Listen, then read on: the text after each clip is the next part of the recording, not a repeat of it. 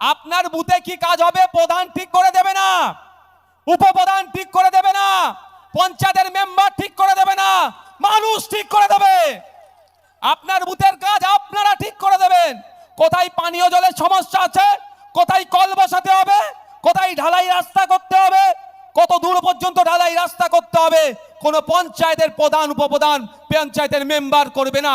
সাধারণ মানুষ গ্রাম সভা ডাকবে, গ্রাম সভায় বসে সাধারণ মানুষের রায় যেটা হবে সেটা ওদেরকে করতে হবে। আপনারা রাজা, ওরা প্রজা হবে। আজকের ডেটে ওরা রাজা, আপনাদেরকে প্রজা করছে। অবাক লাগে এখন আজকে দিনে কি দাঁড়িয়েছে, আপনার কাঁচা বাড়ি, আপনাকে আবাস যোজনার যদি বাড়ি পেতে হয় তৃণমূলের ঝান্ডা নিয়ে নাকি ঘুরতে হবে। আপনি আপনার সংবিধান সম্পর্কে, আপনার অধিকার সম্পর্কে আপনি সচেতন না থাকার বলে আপনাকে এটা বলতে ওরা সাহস পাচ্ছে। সংবিধানের সংবিধান খুলুন, 12 থেকে 35 পর্যন্ত এই মৌলিক অধিকারগুলোকে একবার পড়ুন। সেখানে বাসস্থানের অধিকারের কথা উল্লেখ আছে, যেটা মৌলিক কর্তব্যের মৌলিক অধিকারের মধ্যে পড়ছে। আপনি যদি জানেন তাহলে আপনাকে যে বলবে যে তোর বাড়িটার ব্যবস্থা করে দেবো, আমাদের দলের ঝান্ডা নিয়ে ঘুরবি, আপনি যদি আইন সম্পর্কে সচেতন হন, আপনার যদি সাংবিধানিক জ্ঞান থাকে, আপনি তাকে বলতে পারেন, আরে 12 বছর তো সরকারে আছিস, এখনো আমার কাঁচা বাড়ি থেকে পাকা বাড়ি হলো না কেন, এর জবাব আগে দে। সংবিধানের শপথ গ্রহণ করেছিলিস, নাগরিক পরিষেবা দেবে বলেছিলিস, মানুষের মৌলিক অধিকারকে বুঝিয়ে দেওয়ার জন্য মাইকে মঞ্চে বড় বড় ভাষণ দিয়েছিলিস, ভোটের সময় এসেছিলিস, মানুষের নাগরিক অধিকার, সংবিধানের অধিকার বুঝিয়ে দেবো। আমার মৌলিক অধিকারের মধ্যে আমার বাসস্থানের অধিকার পড়ে, আমার কাঁচা বাড়িটা 12 বছর এখনো পাকা হলো না কেন, এর জবাব আগে দে। এটা আপনি বলতে পারবেন। বাড়ি কারা পাবে আর বাড়িটা কিভাবে লিস্ট হবে, এটা হচ্ছে আপনাদের জানা দরকার। এটা জানলেই চুরিটা বন্ধ হয়ে যাবে। আজকে যে লিস্ট আউট হয়েছিল বাড়ির লিস্ট, দেখলাম কি দেখলাম, যার যত বড় বাড়ি, যার যত পাকা বাড়ি, তার লিস্টে তত আগের দিকে নাম আসছে। যার কাঁচা বাড়ি, যার কাটমানি দেওয়ার জায়গায় নাই, তার বাড়িটা আর আসেনি। তাই তো ভাই, এটা হয়েছে তো। কিন্তু এটা হলো কিভাবে, লিস্টটা কোথায় হয়েছে? প্রধানের বাড়িতে বসে, উপপ্রধানের বাড়িতে বসে, সমিতিতে বসে, নালে পার্টি অফিসে বসে লিস্ট তৈরি হয়েছে বলে এই লিস্টে দুর্নীতি হয়েছে। প্রভিশন কি বলছে, আইন বিচার ব্যবস্থা কি বলছে দেখুন, কি বলছে, অধিকার আপনার কি আছে একটু জেনে রাখুন। লিস্ট কোথায় তৈরি হবে একটু জেনে রাখুন। লিস্ট বুথে বসে তৈরি করতে হবে। আপনার বুথে, উদাহরণস্বরূপ বলছি, এই বুথের 50টা মানুষ বাড়ি পাবে, এই বুথের জন্য 50টা মানুষের বাড়ি দেওয়া হবে আপনার এই বুথে। লিস্ট কিভাবে হবে? প্রভিশন বলছে গ্রাম সভা ডাকতে হবে, সমস্ত গ্রামের মানুষ ওখানে উপস্থিত থাকবে, ওখানে সবার সামনে লিস্ট তৈরি হবে। যে সব থেকে গরিব মানুষ তার লিস্টের প্রথমে নাম আসবে, যত গরিব, সব থেকে গরিবের নাম সব থেকে আগে যাবে। এটা হচ্ছে গ্রাম সভার মাধ্যমে করতে হবে। এটা হয় আজকাল? আপনি বলুন, আপনাদের বুথে যদি 50টা বাড়ি এসেছে, আপনাদের সকলের উপস্থিতি আছে, আপনাদের সামনে লিস্ট তৈরি করলে ওই লিস্টে আর কি দুর্নীতি হবে? আমরা আইএসএফ যারা আমাদেরকে আপনারা জিতিয়েছেন, আমাদের বলা আছে, শুধু আমাদের বলা নয়, যেখানে আমাদের কর্মীরা আছে, এলাকার কোনো কাজ হলে গ্রাম সভা ডাকতে হবে, না হলে কোনো কাজ আপনারা হতে দেবেন না। আপনাদের বলছি হতে দেবেন না। তার জন্য যদি কেউ কেস করে, কেস আমি আপনাদের হয়ে লড়াই করবো হাইকোর্টে, প্রয়োজনে সুপ্রিম কোর্টে। এটা আপনাদের অধিকারের মধ্যে পড়ছে। আপনার বুথে কি কাজ হবে প্রধান ঠিক করে দেবে না, উপপ্রধান ঠিক করে দেবে না, পঞ্চায়েতের মেম্বার ঠিক করে দেবে না, মানুষ ঠিক করে দেবে। আপনার বুথের কাজ আপনারা ঠিক করে দেবেন। কোথায় পানীয় জলের সমস্যা আছে, কোথায় কল বসাতে হবে, কোথায় ঢালাই রাস্তা করতে হবে, কত দূর পর্যন্ত ঢালাই রাস্তা করতে হবে, কোনো পঞ্চায়েতের প্রধান উপপ্রধান পঞ্চায়েতের মেম্বার করবে না। সাধারণ মানুষ গ্রাম সভা ডাকবে, গ্রাম সভায় বসে সাধারণ মানুষের রায় যেটা হবে সেটা ওদেরকে করতে হবে। আপনারা রাজা, ওরা প্রজা হবে। আজকের ডেটে ওরা রাজা, আপনাদেরকে প্রজা করছে। আপনারা রাজা, আপনি ভোট দিয়েছেন বলে প্রধান হয়েছে, আপনি ভোট দিয়েছেন বলে উপপ্রধান হয়েছে, আপনি ভোট দিয়েছেন বলে ও মেম্বার হয়েছে।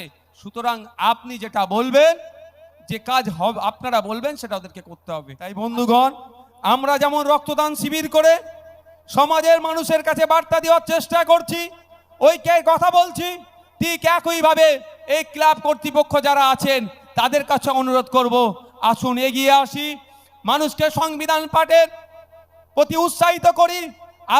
আমাদের সংবিধান আমরা পড়ি।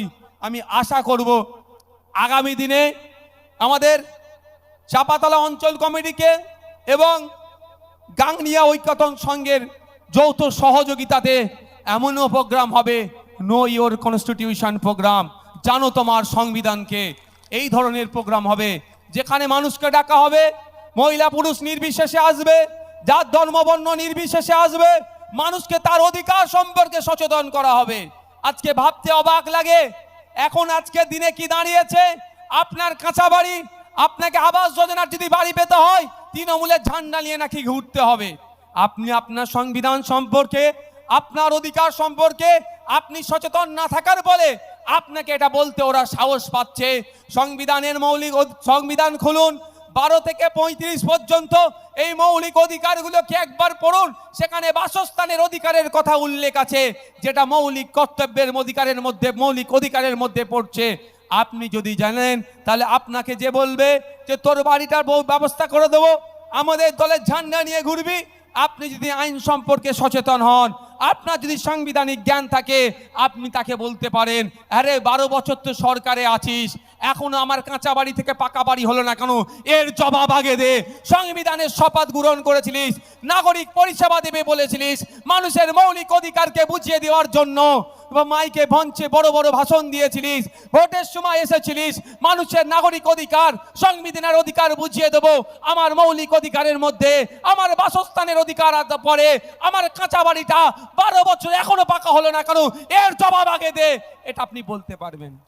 আমরা সংবিধান সম্পর্কে জানার ফলে কি বলছে আমাদেরকে, তুই আমার দলের ঝান্ডা ধর তারপরে বাড়ি পাবি। আপনাদের বলে রাখি, বাড়ি পেতে গেলে কোনো দলের ঝান্ডা লাগবে না, ওটা আপনার অধিকার। দেশ আমরা কন্টেস্ট করছি ভোটে, আমরা কি বলি যে জনগণের সেবা করব, রাষ্ট্রের সেবা করব, বলি তো নাকি?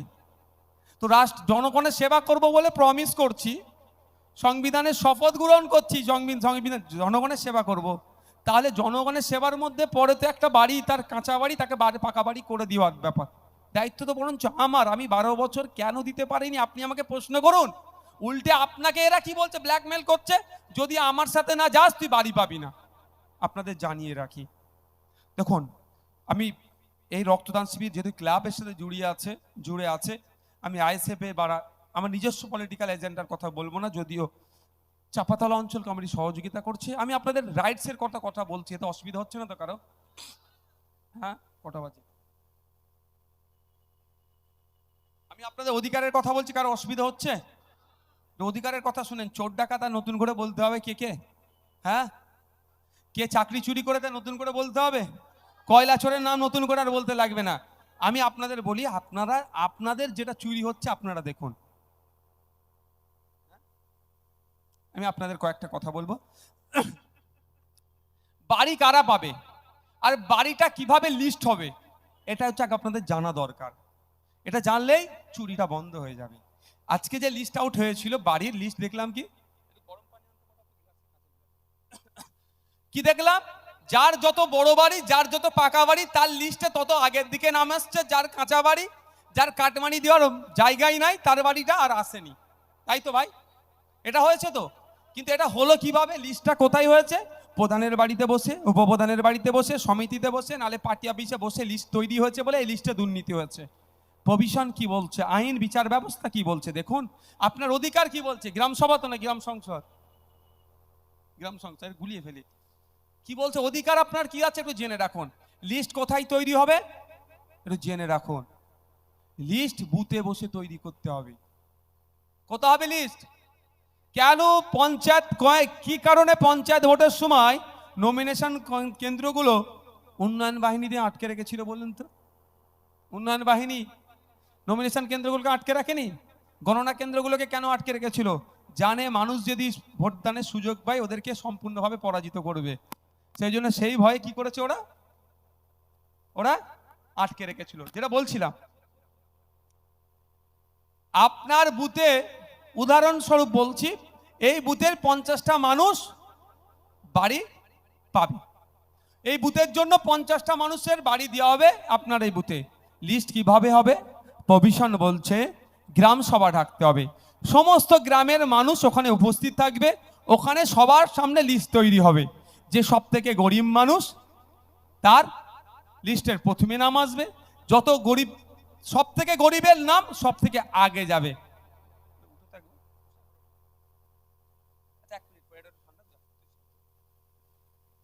এটা হচ্ছে গ্রাম সভার মাধ্যমে করতে হবে। এটা হয় আজকাল?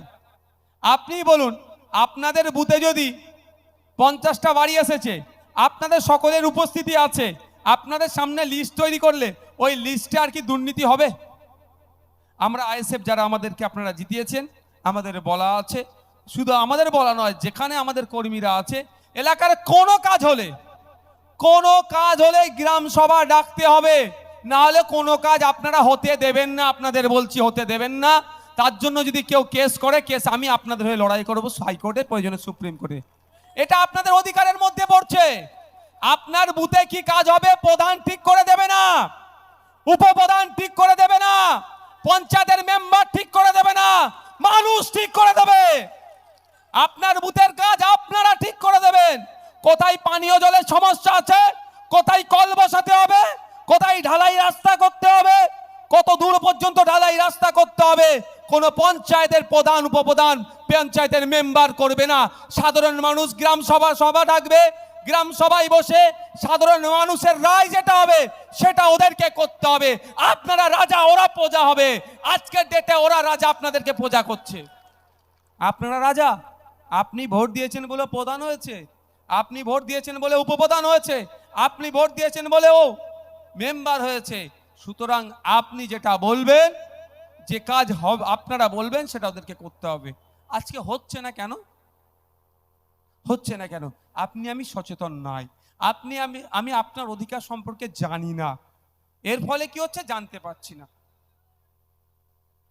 ঠিক লোককে সে জায়গায় দিতে হবে, আর অধিকার সম্পর্কে সচেতন হবে। আমি আশা করব, আমি আবারও বলছি এই ক্লাব কর্মকর্তাদেরকে, যে আপনাদের প্রচেষ্টায় যেভাবে বছরে বছরে রক্তদান শিবির হচ্ছে, ঠিক সাথে সাথে আপনার আগামী দিনে প্রোগ্রাম করুন। আপনার অধিকার আপনি জানুন।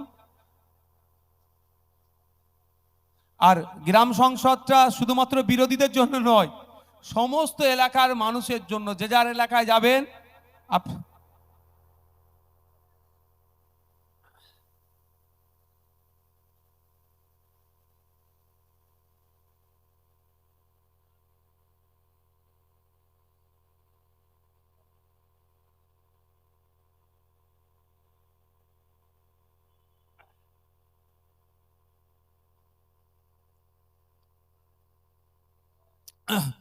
গ্রাম সংসদের মাধ্যমে যদি কাজটা হতো, এটার দুর্নীতিটা হতো না।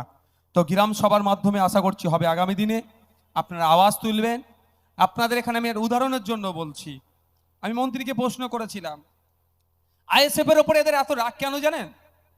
এরা কদিন আগে আমার একটা ছেলে বলছিল, পঞ্চায়েত সমিতির মেম্বার, যে ভাইয়ান পয়েন্টে পয়েন্টে কথা বলে, এদের জয়েন্টে জয়েন্টে ব্যথা করে। কথাটা কিন্তু মারাত্মক কথা বলেছে। রাগ ওখানে। আমরা আইএসএফ এর পক্ষ থেকে যে বক্তব্য দেওয়া হয়, অনেক সময় আইএসএফ কে ধর্মীয় সংগঠন অনেক কিছু বলে দেখে দেয়। আইএসএফ এর মঞ্চ থেকে একটা শব্দ বলুক যেটা কোনো ধর্মকে আঘাত দিয়ে কথা বলেছে বা কোনো ধর্মকে প্রভাবিত করার জন্য বলেছে, এ কথা হয়নি আর হবেও না। আইএসএফ মানুষের অধিকারের জন্য রাজনীতির ময়দানে আসে, সেই জন্য আইএসএফ কে এরা এত আক্রমণ করে। আপনারা জানেন